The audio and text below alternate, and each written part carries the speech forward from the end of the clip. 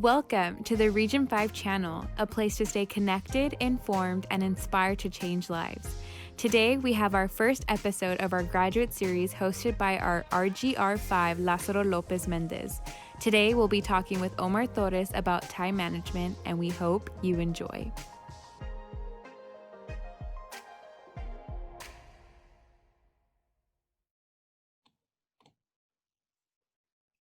Hola Lobos, ¿cómo están? Welcome to the first podcast from Graduate Series. Mi nombre es Lázaro López Mendez and I'm your regional graduate representative. I'm really excited to be here and hopefully this podcast will be helpful for everybody. We can learn a lot and we'll be having a guest speaker. Hopefully he can introduce us to time management, some of his skills while he was in grad school that he learned. And we can also learn about his mistakes and the experiences.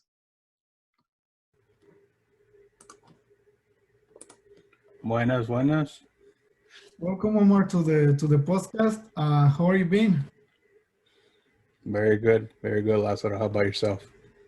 I'm doing good. I'm doing great. So now let's start with the questions, Omar. I know most of us know some of your story, but hopefully after this podcast we can get inspired from your story and your experiences doing graduate school. Now, first of all, why don't you introduce yourself to the region? I know you have been done a lot of introductions, but just tell us your position in SHPE and the years that you've been in SHPE and maybe your position in industry right now. Yeah, sure, man. Introductions have always been pretty much my weakness. I always try to summarize everything really quick, but overall, Omar Torres, Regional Vice President, started off in 2019 and will be finishing my term in 2021. I've been passively active with SHPE since 2006, actively since 2012. Currently work for Chevron as a drill site representative. And yeah, like I said, I really don't go much into details when it comes to introduction. I'm more like straight to the point. This is what we got to talk about, and let's go right at it. Got it. Now, the first question, what inspired you to pursue a master's degree? A couple of things, really. I started my bachelor's back in 2006, Bachelor's of Science in Mechanical Engineering, and even there I was thinking like all the way up to PhD, master's. But my current situation, or the situation at the time, first generation student, father carpenter, mother housewife, two younger brothers. My main priority was to graduate and go to work. And what motivated me to go back to school was just the industry, the way that the economics was going at the time. I used to be a field engineer for Halliburton Energy Services, and it was right around 2014, 2015 where oil hit its peak and it was starting to go down.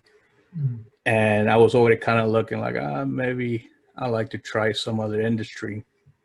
So lessons learned from going to multiple career fairs and trying to jump to another industry kind of led me to move on and decide to go to graduate school, because I got to the point of, okay, if I really want to change industry, if I want to change careers and the environment that the industry is at the moment, maybe it was a good time to decide to step down from my current role at the time and go to graduate school. What was your current role at that time? At that time, I was actually working as a field engineer in the Gulf of Mexico for Halliburton. So I was working like my dream job at the time. I was working half the year, 14 on, 14 off.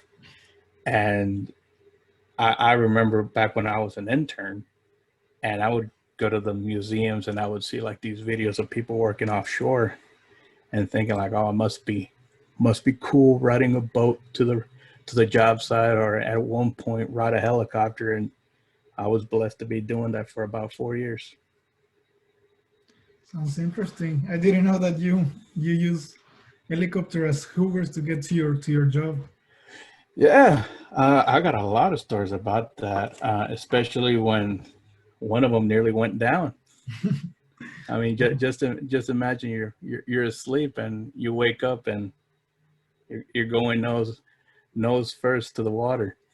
But luckily, we got very good pilots that time, and we didn't have to see any of that.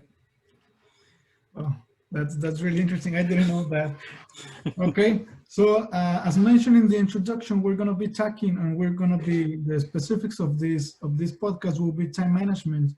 I know as graduate students, we have a lot of things to do, from maybe starting a healthy diet. We usually need to be writing a manuscript or papers so we can survive. A professor of mine told me that graduate school is publish or perish. So we need to be um, in constant pressure for us to get some papers out there so we can get to the next level or we can be validated in industry.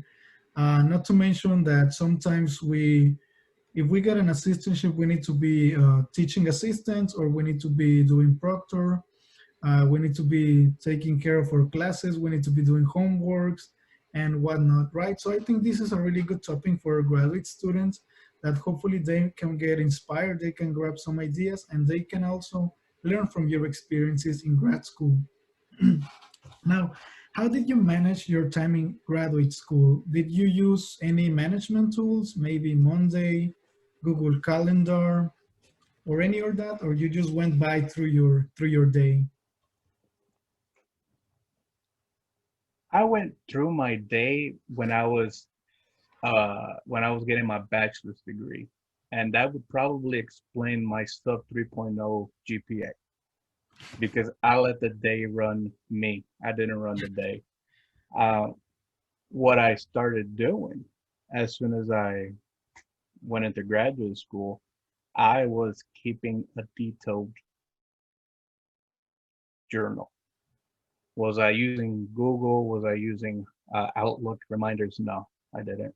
Literally, it was just, you can't probably see it right now because of the background, but Kind of old school with your notebook, right? I was with my notebook. And at first it was just notepads.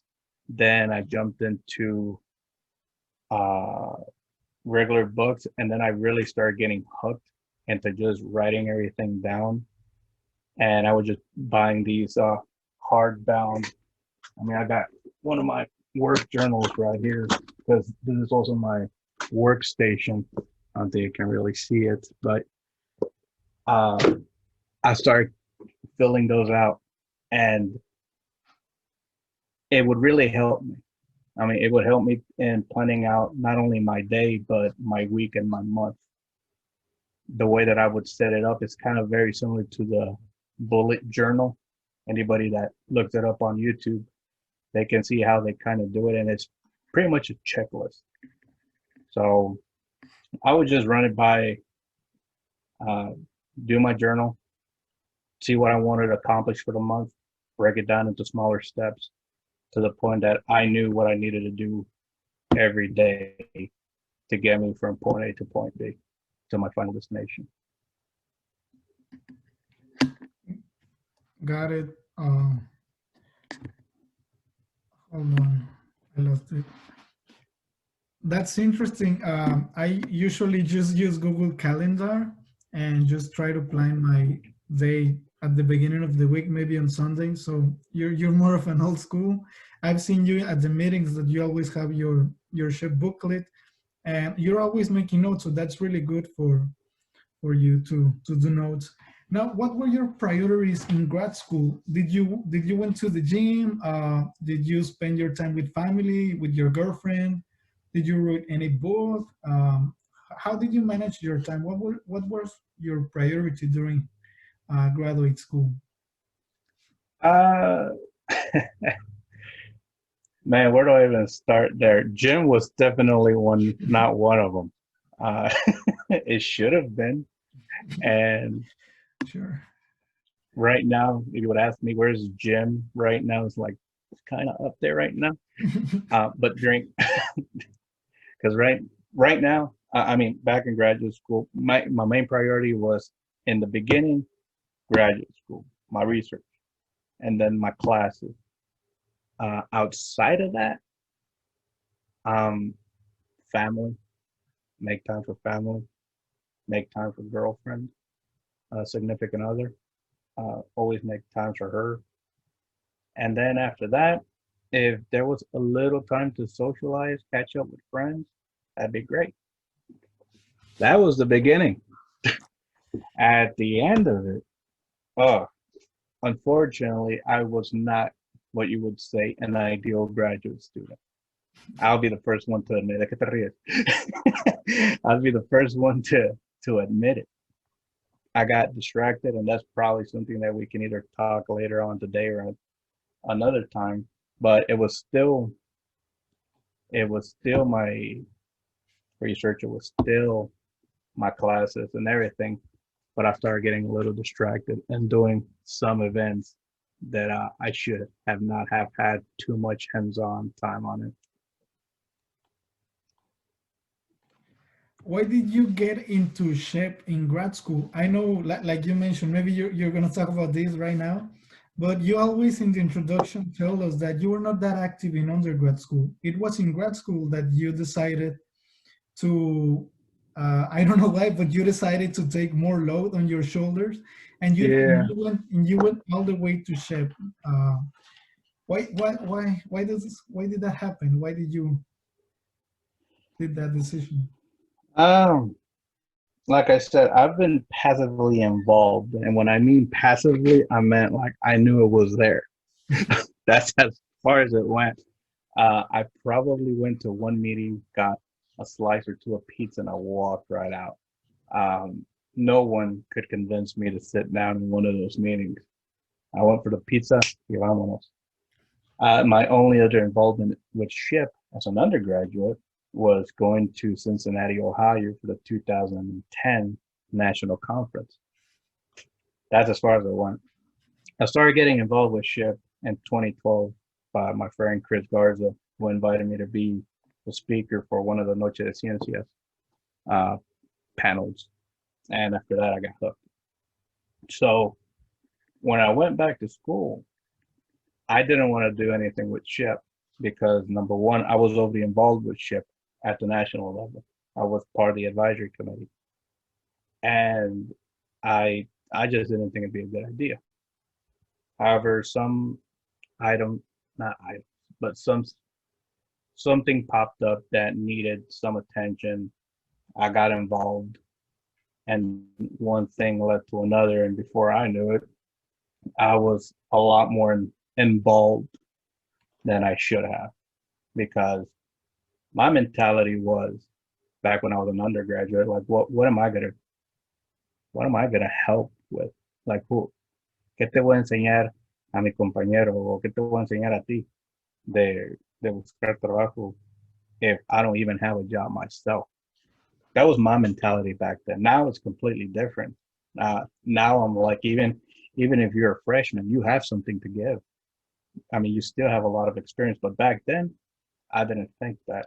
So when I got there as a graduate student, I saw how some of my peers' resumes were. I saw how some of the meetings were being conducted. I saw how little involvement the organization was having relative to how it used to be. Got involved a little bit more and a little bit more, and decided to give a helping hand. And what really kind of got me all into it was when I went to RODC 2016 in Houston. That was my first time ever going to an RODC. Never been to an RODC before. Didn't know anybody that went over there. Keep in mind, when I went to graduate school, my friends were my professors because they remembered me back in my bachelor years. So I didn't have nobody to network with or anybody to relate to, because that was almost 5 years since I graduated from my class. So when I went over there, I saw the students from high school, and I got inspired by that conference. I said to myself, like, wow, this is like a little mini ship national. Wouldn't it be nice if we had this in McAllen? And the rest is history. What would you say to grad students that they maybe they don't see any value in RLDC because they're already in grad? What would you recommend for grad school? Like if you're in grad school and you're like hesitant about going to RLDC, or if you have never been to RLDC before and you're in grad school.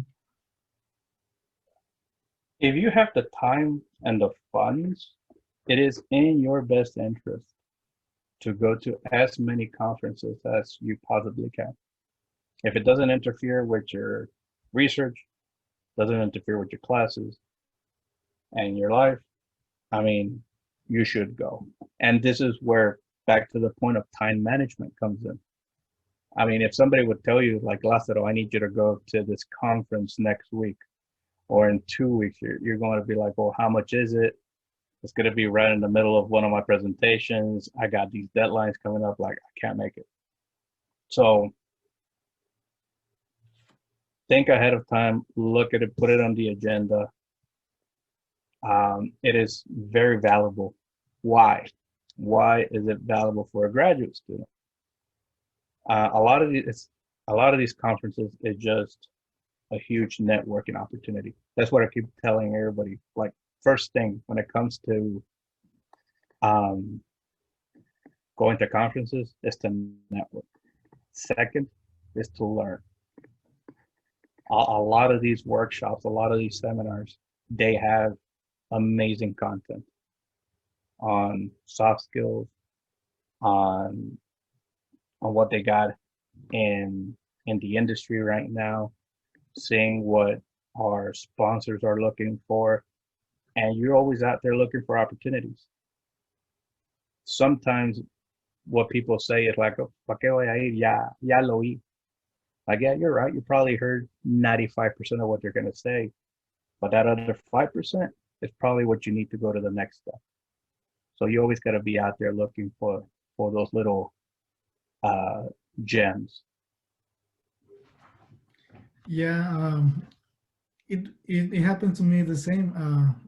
I'm in grad school, and this last RLDC was my first one, and you really have a lot of chances to network, and not only to network but to learn about the industry expert. I mean, even though I'm in grad school, the keynote speaker or the one who's giving the seminar has more experience than me and can add value to my professional career development. So yeah, I'll definitely also recommend RLDC to grad students. You shared with us that you went to RLDC and you got hooked.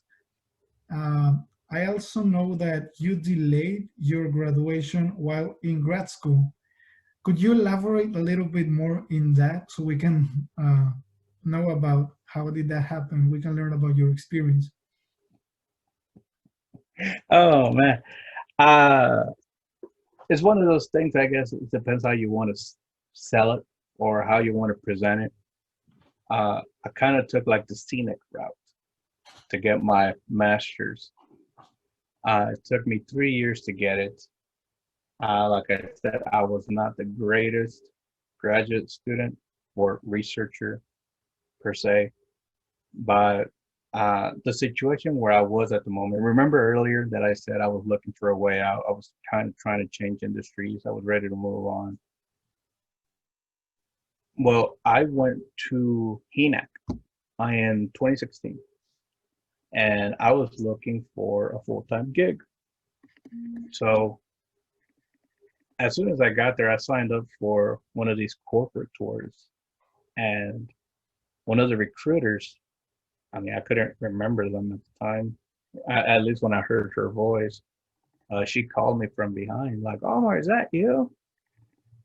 Y que me volteo, and it was one of the recruiters that interviewed me like 3 years ago while I was a professional. And I'm like, how's it going?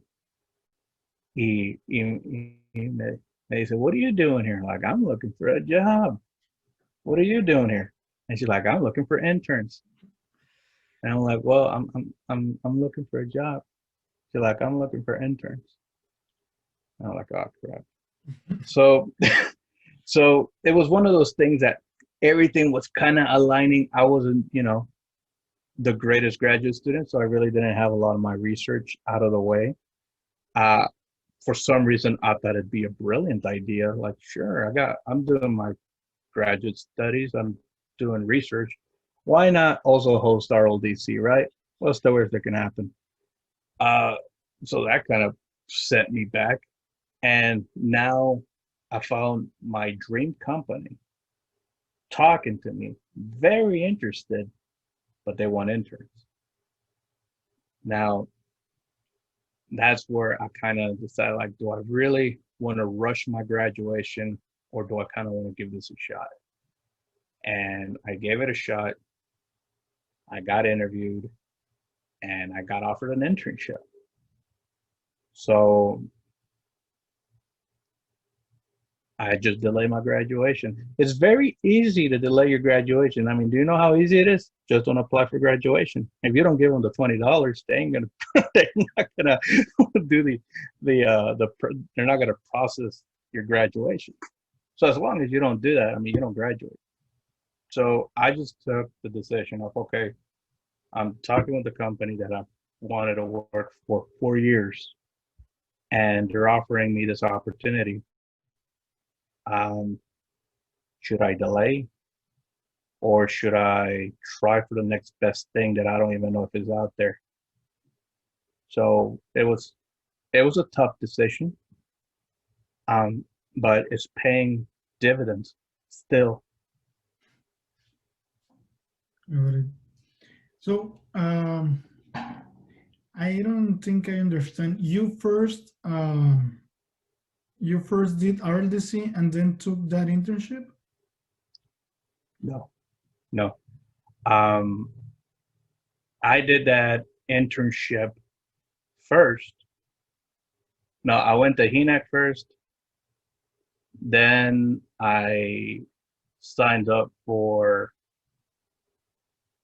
to do RLDC, and then I got RLDC. So I did my internship, and then I started doing everything ready to host RLDC 2018. Because I went to the first RLDC on, I believe it was like in the April timeframe, 2016. Then I went to HENAC that fall, got that interview, got that opportunity, signed up for that opportunity. And then, like, we were still, like, it wasn't like, all right, you're going to host RLDC. We were still thinking about it. It wasn't confirmed until 2017.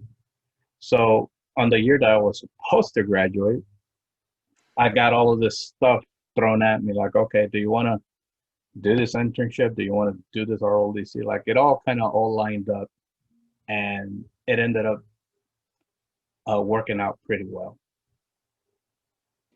Nice. I think you like I mentioned, you did a lot of things. You went to an internship and also you hosted RLDC. That's something to admire, man. Like honestly, during your masters, your research, and your thesis, you still had time to manage RLDC. Could you elaborate how was a regular day for you in grad school? Just give me one example that you can remember of how was one day for you in grad school. I mean, depending what I was having for that day, I would just look what classes I had lined up. I would pretty much have a habit that as soon as I finished my class, I would consolidate all my notes. So in the beginning of the day, like about an hour or two before my class started, I would review the previous class notes and then skim through the chapter that we were going to be going over, and then do the same thing as soon as we're done. And depending on where I was on my research. Either I was dedicating time writing, dedicating time doing literature review. Due to the nature of the materials that I was working around, for the safety of everybody, I would try and dedicate either late afternoons to evenings or weekends to go to the lab. What was your research about? Lead acid batteries, and it later evolved into lead into lithium ion batteries.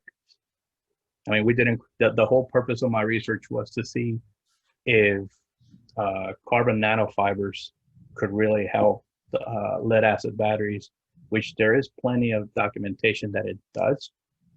However, for us to do like lead acid testing, we didn't quite have the equipment to do that at UT Rio Grande Valley. However, one of the professors or researchers that we have in the same building does invest a lot of time researching into lithium ion batteries. So I'm like, well, let's try the next best thing then. Let's see how using lead doped carbon nanofibers work in a lithium ion battery, which is pretty much what my research consisted of. So you only went to the weekends to the lab and in the afternoons? Yes, because the way that we did these fibers was through centrifugal spinning, through a device that our advisor created. But given that it contained lead, we just didn't want to risk it. I didn't want to risk it because anytime I would make these fibers or anytime I was working near those fibers, I mean, I was full on PPE, gloves, respirator, goggles, the whole 9 yards. And sometimes during the day, like I said, people would be coming in, people from the administration would be coming in when they were giving tours, and I just didn't feel comfortable. So I told myself, I don't want to put no one from the lab nor the college in a tough situation where somebody gets sick or something.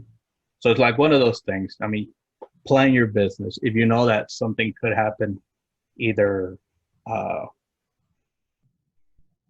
work to fix it or just do it right. And the best solution that I could find was that the lab was pretty much free after 5 p.m. during the weekdays, or I had the entire weekend for myself. So sometimes I would do all the spinning that I needed to do, the force spinning from 8 a.m. on a Saturday until 5 p.m. Get it all done out of the way. And I spent the rest of the time either on the SEM, the XPS, analyzing what we spun. Okay, thank you, Omar, for sharing with us. Another questions. I'm gonna state a quote, and you're gonna let me know if that quote you feel identified while you were in grad school, or that quote would have been useful for you in grad school. This quote is from Warren Buffett, and it's about time management. He states that the difference between successful people and really successful people is that really successful people say no to almost everything. Do you feel, how do you feel that quote? Sounds about right. I should have said no in a couple of things if I wanted to be a better graduate student. That is absolutely correct. I do believe that. And that's probably one of the hardest things that some graduate students are probably going to have to find, and particularly the ones that have been involved in extracurricular activities. Yeah, sometimes it's hard. I think I already mentioned it to you, but I spend like 3 hours or maybe 4 hours, no, maybe 5 hours each weekend just to travel back and forth to see my family, which is something that, as Hispanics is hard to do. Uh, so I think that quote, at least to me, like you mentioned, it's true. Sometimes you are not going to be seeing your family on the weekend. Sometimes you may not be able to see that game. Sometimes you may not be able to play with your friends or just hang with them. So, okay, that's good. Um, one last thing. Any last advice that you want to share with the graduate students? Yes. Um, this advice also applies pretty much to even undergraduates. Um, Whenever you're going in school, some of us just think of it as the next 4 years from high school, when in reality is it's a job. I mean, it's trabajo. I mean, you're there to learn, and that was my mistake. As I mean, that was my lesson learned when I was an undergraduate, and my lesson learned as a graduate student was that quote from Warren Buffett: "Not learning when to say no." So whenever you're going to go to graduate school, keep in mind like what you're doing there is the same stuff that you were doing on your previous education. I mean, it's going to be the foundation of what you're going to be standing on whenever you're going to be moving to that next step. So take it seriously. Don't think like, no, está bueno. I mean, I'll probably continue my research pasado mañana o mañana. No, no, I mean, si Dios quiere, I mean, we're all going to have a long life. But your timing as an undergraduate and your time as a graduate student, it's finite. I mean, that's a graduar, hopefully. Pero estás a graduar. Pero te vas a graduar. And after that, I mean, after that, then what? I mean, that's what you're going to be showing as what you did. So make sure that whenever you're there, um, you put in the time so whenever you graduate, you can be proud of what you did. And even though I do say that I wasn't the ideal student, neither as an undergraduate or as a graduate student, I did learn a lot.